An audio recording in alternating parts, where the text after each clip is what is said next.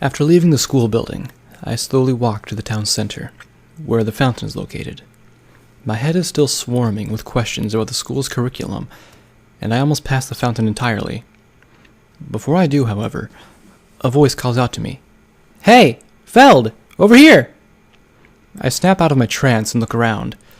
I noticed Aurora waving energetically at me, with Hem and Lucky waving lazily beside her. I head over there, where they are. "Hey, everyone," I say as I approach. "Geez, Feld, you seem out of it. What's up?" Aurora asks me. Lucky is looking at me with a concerned face, while Hem seems to be indifferent about the matter. "I just learned our school's curriculum doesn't include the great tragedies. They're my favorite subject, is all," I tell her, disappointment in my voice. So you noticed already, huh?" Aurora gives a forced smile, while smiling weakly.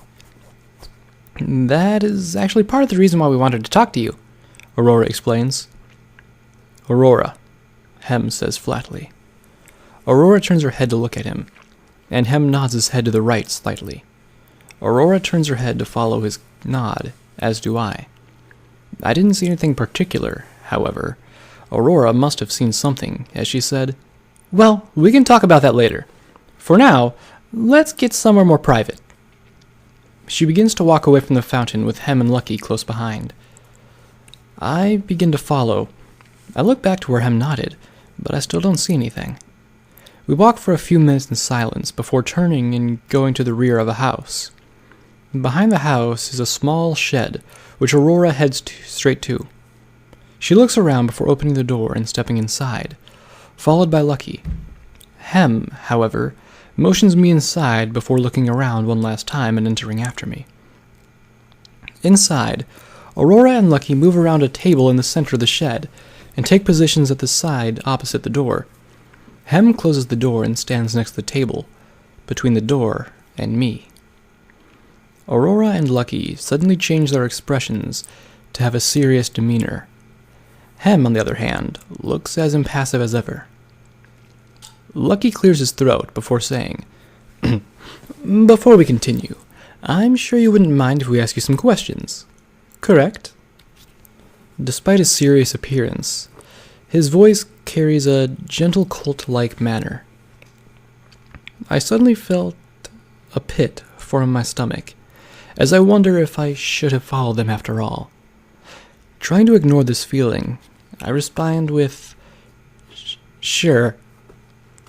Aurora uses her magic to float up a scroll in front of her. "Okay, first question. What country were you born in?" she asks. I look from one pony to another, curiously, as I answer, "The Magical Symposium." She nods and continues. Question 2. Who was crucial in stopping the plague? A question about the plague? I smirk while answering. Queen Waning of the Moon Kingdom. Aurora nods again, then asks, "During the Great War, which country lost the most land?" Another question about the great tragedies? My smirk disappears, replaced with a look of confusion as I answer, "The Sky Flotilla." Without missing a beat, she asks, "What tactic employed by the Scarlet Empire contributed to the Great Famine?" I answer with, "Scorched Earth." Aurora continues to ask me various questions, the majority of which are about the great tragedies. I begin to lose track of how many questions she asks me, when she finally says, "Okay, that's all. Well, guys, how did you do?" Hem and Lucky nodded, which prompts Aurora to exclaim, 100% correct! Good job, Feld. Honestly, no one before you has answered all of them correctly. I didn't even know the answers to some of them. Their serious faces return to normal, smiling. All except for Hem's, whose remains impassive. "Now then," Aurora begins as she walks around the table towards Hem and I. "Lucky, if you'd be so kind." On cue, Lucky uses his magic to envelop the table and move it against the wall opposite the door. As he does so, I notice a trapdoor was hidden beneath it. Hem's magic wraps around the trapdoor and opens it. "Let's go!" Aurora says with a happy voice as she begins to go down the revealed stairs.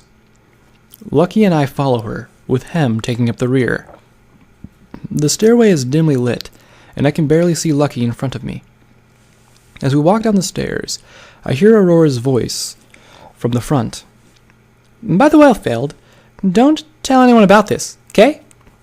She says with an energetic voice, which quickly turns cold. If you do, well...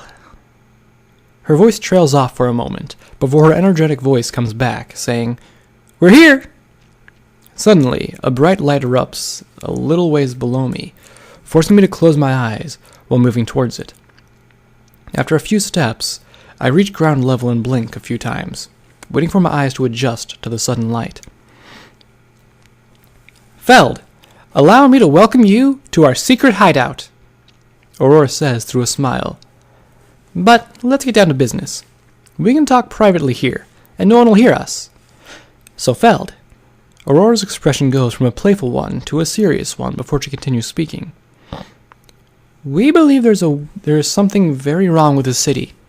We have talked to various residents, mostly our classmates and new arrivals. Most are just like us, ponies from different cities whose parents decided to move here. Though some basic questions we found out, a decent amount of them. But one question in particular causes mixed reactions. She paused for emphasis. Did you have a dream prior to moving here? One that stood out like a nightmare you couldn't forget? I flinch at her mention of this, which she notices. So, you appear to have had one, correct? Tell us. What was it about? Aurora asks. I look around at the others, who seem to be listening intently. How did you know I had one? I asked. We have all had them, the three of us, and all our classmates. Lucky points out. All of them? I ask. We'll talk about that after you tell us your dream, Aurora says. I take a breath and tell them what I remember of the dream I had before I came here. The more I talk about it, the more I more vividly recall the memory, and the more it seems real. And once I finish, the three look at each other and Hem says, just like the others. I raise my eyebrow. What do you mean? I ask. The dream you had is just like the dreams the three of us and all our classmates have had, though with small differences. In the dreams, our parents are killed by monsters, Aurora informs me. What does that mean? I ask. It means this town isn't what it seems, Hem says flatly. Yes, but there's more to it than that. The children are the only ones who have had these dreams, and the adults we have asked say the same thing. No, and they mean nothing. Exactly that, with no variation. It is as though they're trying to cover it up. But the three of us kept looking into it, and as a result, we had become ostracized by most of our fellow students, and the adults treat us like we're troublemakers, as you've already seen.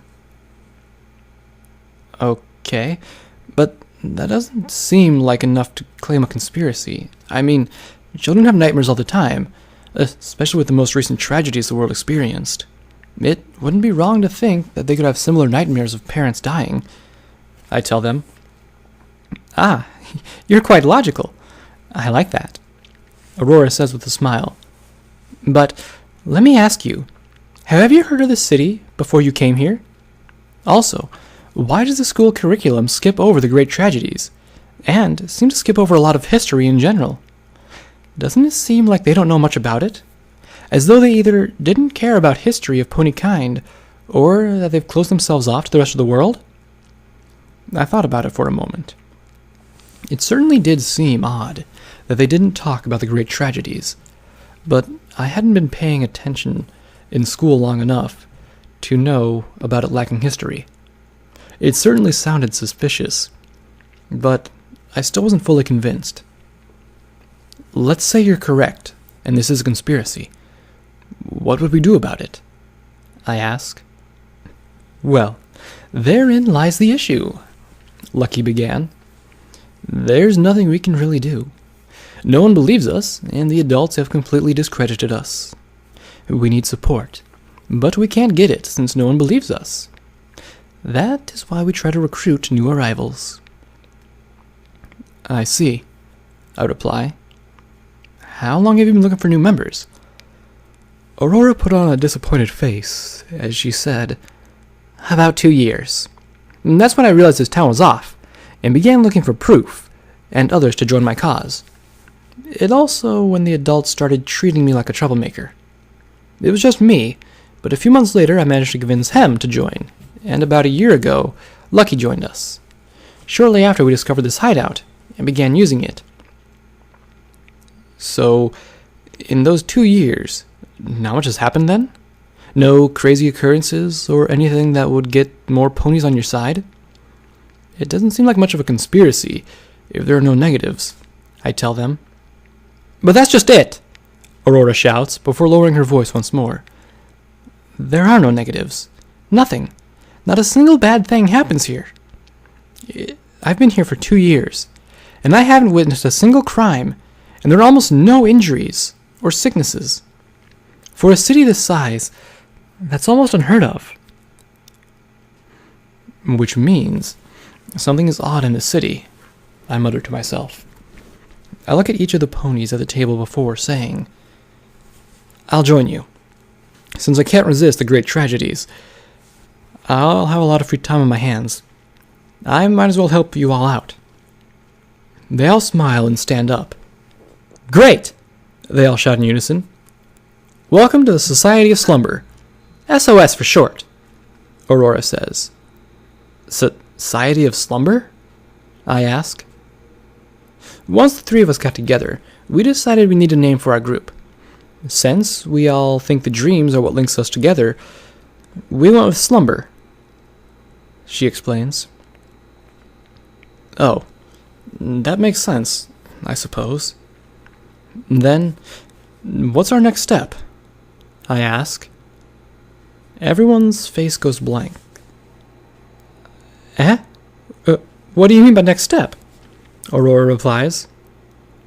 "Like, what are we going to do to attempt to uncover the conspiracy?" I ask, with a bit of concern in my voice. Aurora smiles and responds with, "Haven't a clue!